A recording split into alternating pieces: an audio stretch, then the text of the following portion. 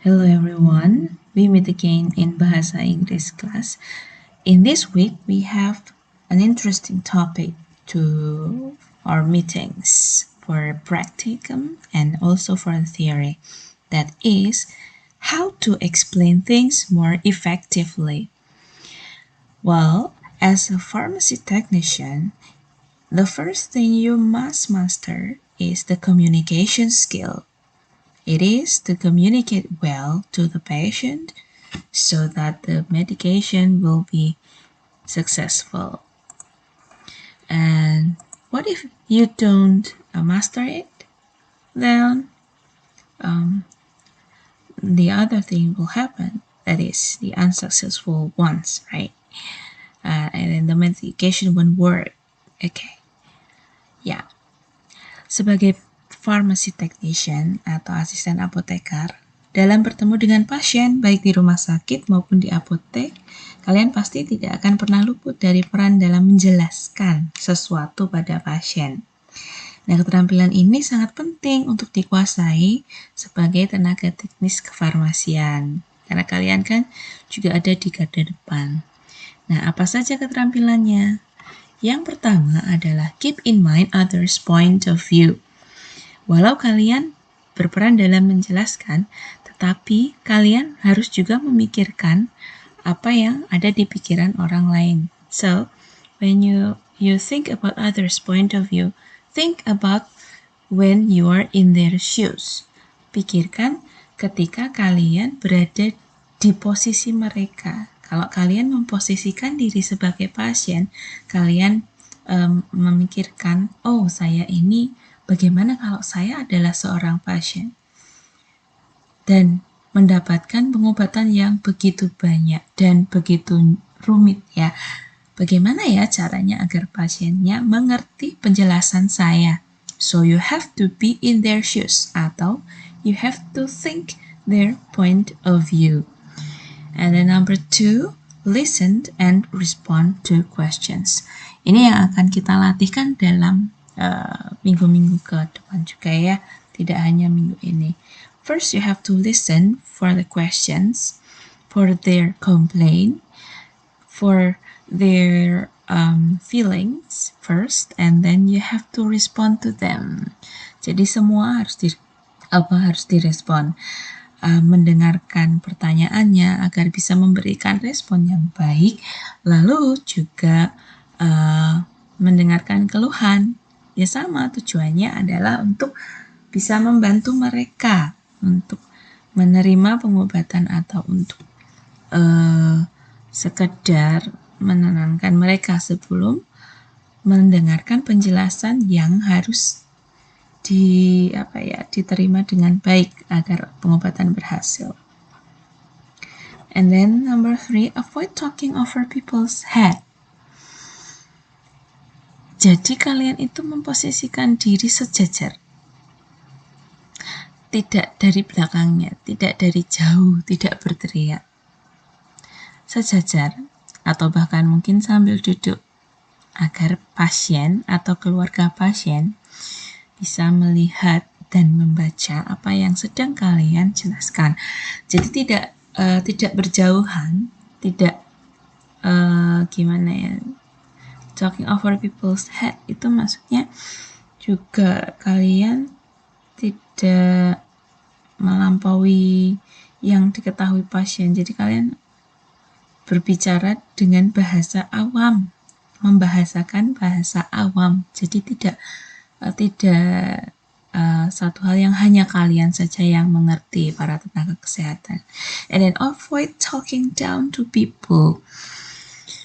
Menghormati pasien itu adalah poin yang sangat penting di dalam komunikasi dalam pengobatan. Nah, ketika kalian menghormati pasien, melihat usianya, berapapun usianya, baik itu sejajar maupun lebih tua atau lebih muda, kalian tetap harus menghormati pasien. Kalau yang lebih tua ya berbicaralah dengan lebih sopan. Dan untuk yang lebih muda, bicaralah dengan lebih terdengar menyenangkan ya. Untuk yang sejajar juga terdengar akrab. Nah, mulai kapan ini bisa dipraktekkan? Sebenarnya bisa dipraktekkan mulai dari interaksi kita di dalam kelas, bagaimana kita bersikap terhadap dosen, terhadap teman sebaya dan teman-teman yang lebih muda dari kita. Selanjutnya number 5, ask questions to determine people's understanding. Nah, setelah menjelaskan agar kalian tahu apakah orang yang kalian jelaskan itu sudah mengerti atau belum tata cara etiket obat misalnya, atau cara memasukkan obat di dalam tubuh gitu, bagaimana? Nah, you have to ask questions. Kalian harus menanyakan pertanyaan agar mereka mengerti. Selanjutnya, focus on benefits, not features. Jadi, kalian harus memikirkan manfaat yang akan diperoleh pasien nantinya. Bukan sisi lain dalam pengobatan itu, bukan hal yang bisa mereka misalnya gini loh.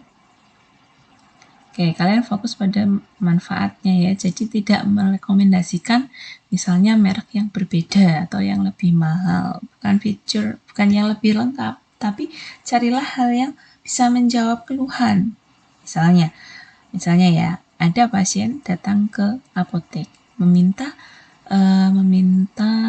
membeli vitamin untuk misalnya vitamin imunitas tubuh gitu ya. Nah, ketika itu kan sebenarnya merek lokal yang bisa menguatkan imun kan cukup ya. Nah, tapi yang tidak boleh kalian lakukan adalah menawarkan sesuatu yang dengan fitur yang tidak sesuai, yang ini selain buat imun juga bisa buat bla bla bla bla bla, menawarkan hal yang lain. No, focus on the benefit that they want.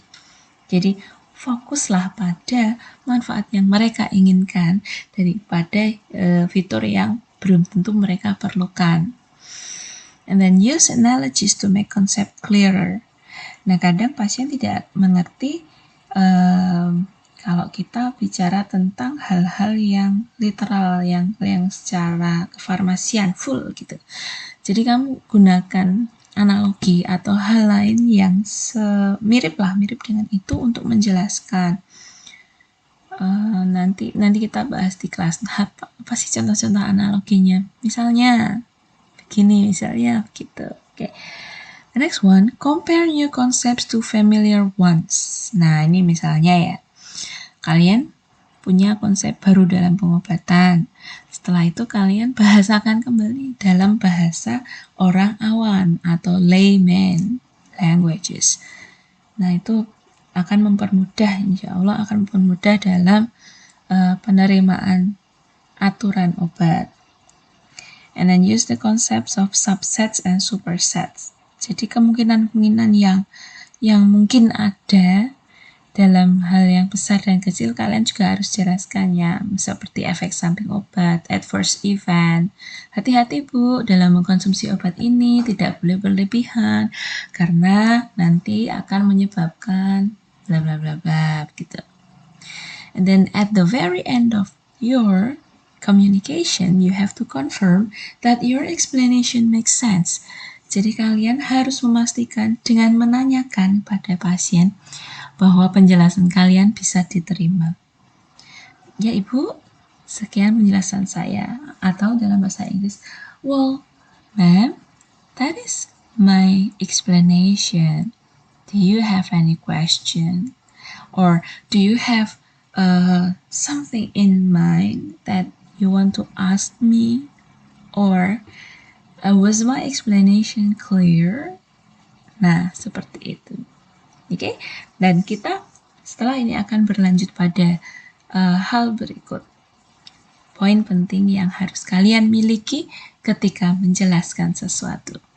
Now, if you have any question, post them in the group and let's have a discussion.